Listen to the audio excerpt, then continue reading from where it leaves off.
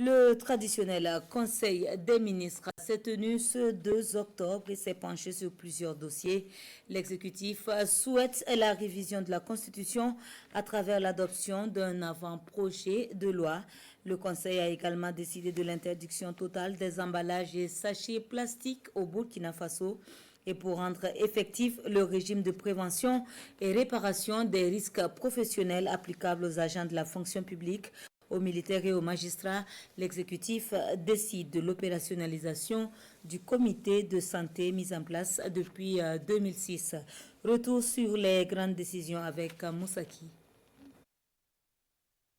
Le gouvernement burkinabé décide de doter la présidence du Faso d'une administration spécifique et reconnue par les tests en vigueur. Une décision qui amène l'adoption d'un avant-projet de loi pour la révision de la constitution du Burkina Faso. Le test a été plusieurs fois examiné, réaménagé pour prendre en compte les prérogatives et les missions de cette administration qui doit dorénavant accompagner le président du Faso dans l'accomplissement de ses hautes missions.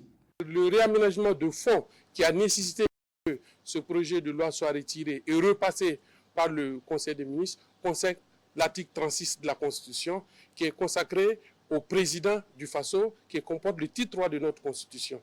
Le président du Faso, suivant le titre 3, l'article 36, consacre comme une institution. Mais dans l'exercice de ses prérogatives, de ses missions qui lui sont dévolues, le président du Faso en tant qu'institution consacrée par la Constitution est accompagné par une administration. Et cette administration aujourd'hui n'est pas reconnue. Ce n'est pas une administration spécifique qui est reconnue de sorte à permettre à ce que la loi puisse la régir et de sorte à lui consacrer une certaine stabilité qui est nécessaire à son efficacité pour accompagner le président du Faso dans l'accomplissement de ses hautes missions. Donc c'est ce réarrangement technique et de fond qui a nécessité que l'article 36 soit également relu et qui a prévalu au retrait du projet de loi pour être soumis de nouveau au Conseil des ministres qui a marqué son accord pour la modification de l'article 36. Les emballages et les sachets plastiques sont une fois de plus sur la table des ministres. Cette fois-ci, le gouvernement se veut un peu plus clair. Leur interdiction est actée à ce Conseil des ministres à travers l'adoption d'un avant-projet de loi. Une loi qui se veut une révision de la loi du 20 mai 2014 portant interdiction de la production, de la commercialisation et la distribution de ces emballages non biodégradables. Mais le gouvernement se veut flexible tout en accordant un délai de 6 mois aux acteurs de se conformer à la nouvelle loi. L'avant-projet de loi comporte les innovations suivantes. Une interdiction générale de tous les types d'emballages et de sachets plastiques, qu'ils soient biodégradables ou non.